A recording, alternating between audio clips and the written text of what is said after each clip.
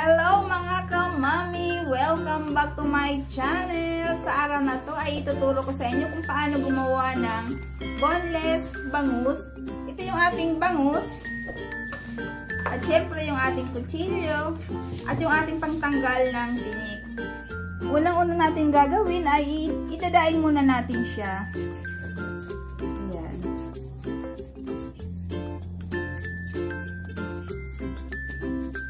Mapurol yung ating kutsilyo.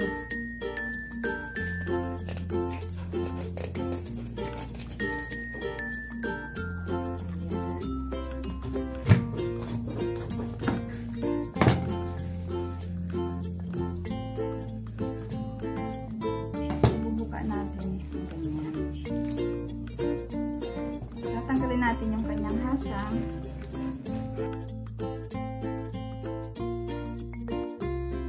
Babaliin natin yung tinik, ayan. Tapos, i-guide natin sa ating hilalaki. Ganyan.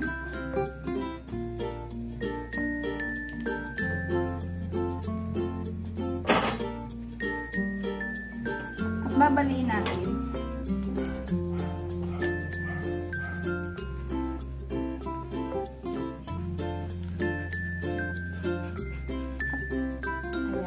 Hilahin natin yung tinik.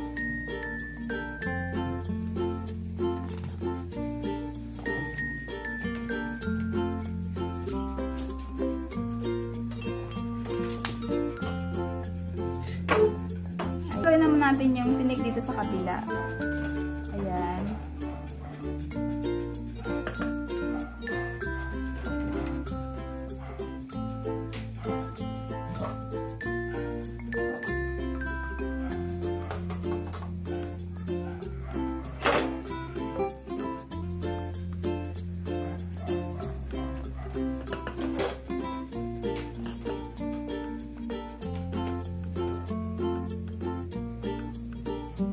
Wala nang tinik dito sa magkabila. Dito naman natin tatanggalin yung mga tinik na nakadikit dito. May mga tinik na nakadikit dito. Ayan.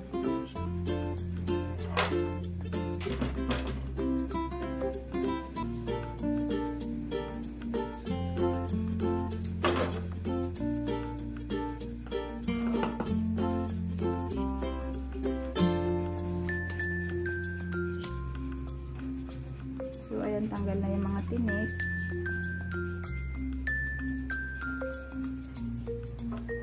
Ang susunod naman natin gagawin, ito gagamit tayo ng maliit na kutsilyo at i-guide natin dito sa gilid ang kutsilyo. Ayan, igaganyan natin. Tapos dito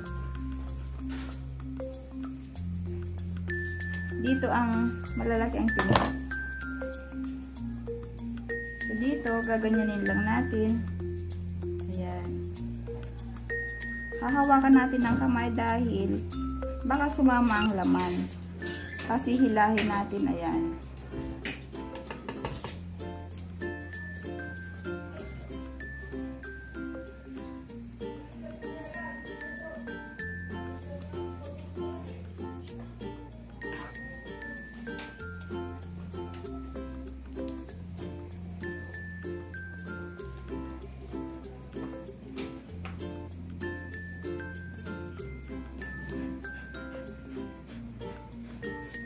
Hanggang sa marating natin yung dulo. Para lang tayo nagugupit. Gupit, hila, yan. Ikutin natin para makuha natin lahat ng malalaking tinik. Ganyan.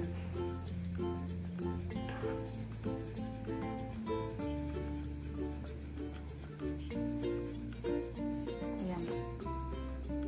Pipigilan natin dito para hindi sumama yung malalaking laman. Iikot.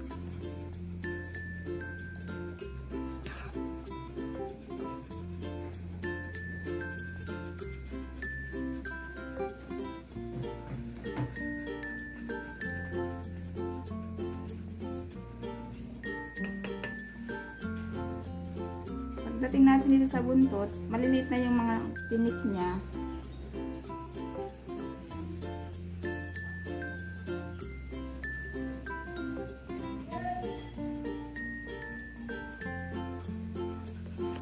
Pagkatapos natin sa gilid na ito, dito naman tayo. Ayan. Sa pangalawang linya.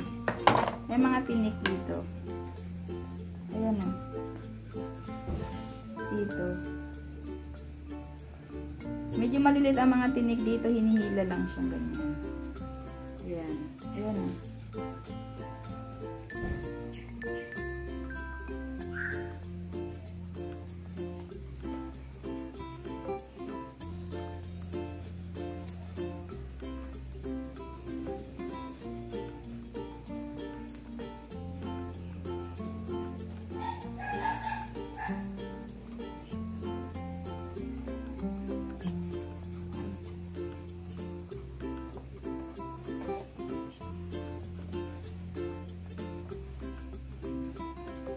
Magdahan-dahan lang dito kasi nasasama yung kanyang laman.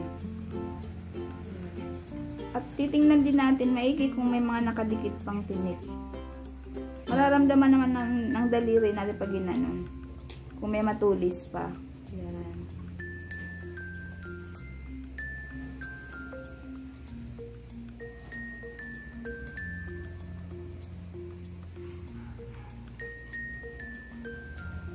Dito naman tayo sa kabila.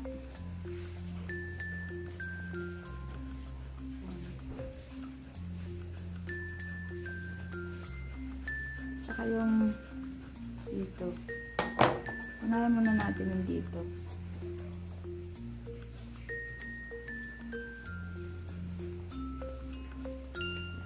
Medyo sobrang liliit lang ng tinig sa part na ito.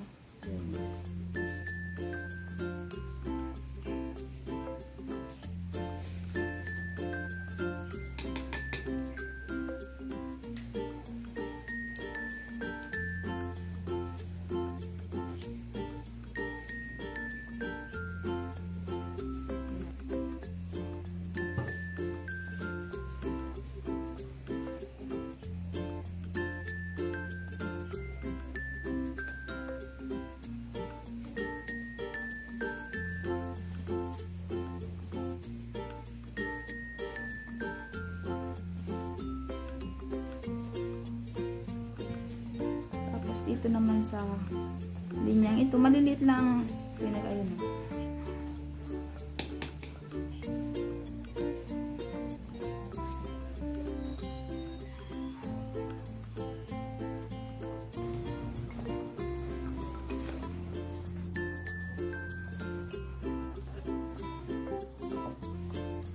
So ayan, natanggalan natin. Tatanggalin natin yung tinik sa side niya. Ayan o.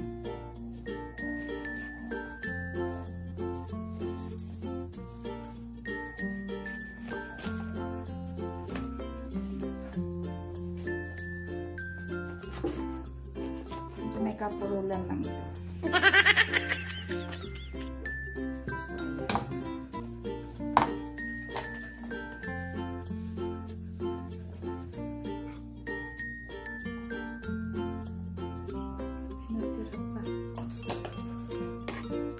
Pasensya na kayo sa medyo lumilipad-lipad na mga langaw. Nasa ano lang tayo, nasa garahe lang po ako.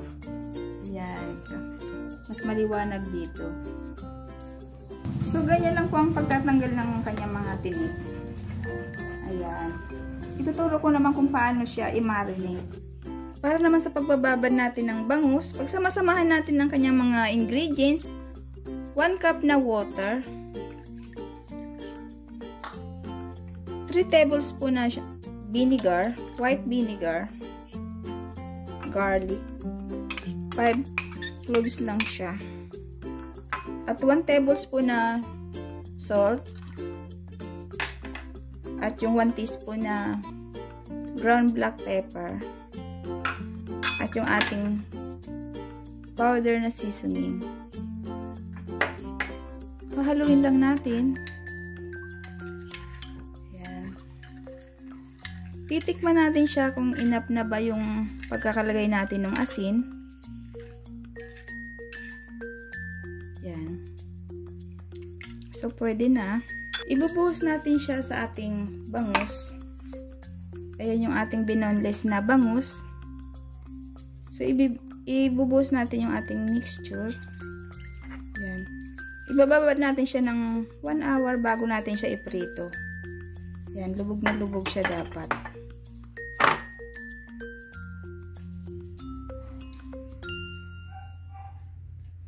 At babalik rin natin siya after 30 minutes.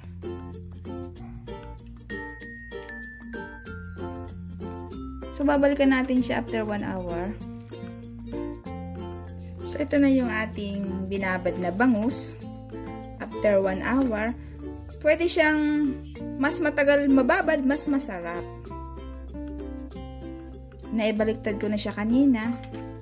Tatanggalin na natin siya sa pag pinagbabaran at ipiprito natin. Pwede naman siyang i-bake, ilagay sa air fryer o sa turbo. O pwede siyang iprito. Kahit alin dyan pwede nyong gawin. Ito na yung bangus na ipiprito ko sana. Kaso nagbago ang isip ko. Gusto ko siyang maging healthy na less yung oil. Ibe-bake ko na lang siya. Magdadagdag ako ng 10 cloves na garlic. Tinadtad ko lang siya ng pinong-pino. At magdadagdag ako ng 1 tablespoon na oyster sauce. At ilalagay ko siya dito sa ibabaw ng bangus.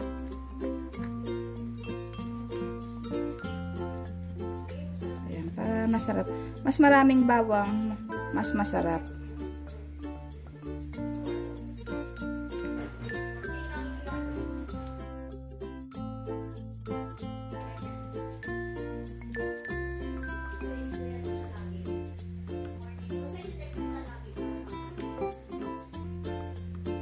So, i-bake na natin.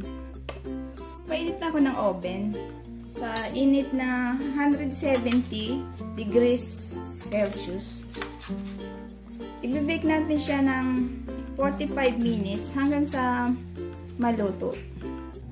So, luto na siya.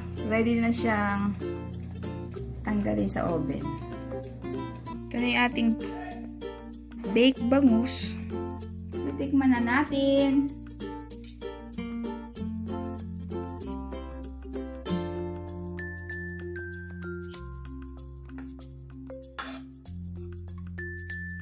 Lalagyan natin ng munggo.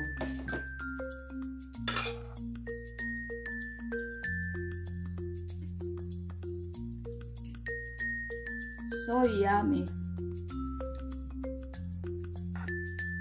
Napakasarap. At sobrang healthy. Sana nagustuhan niyo yung aking video.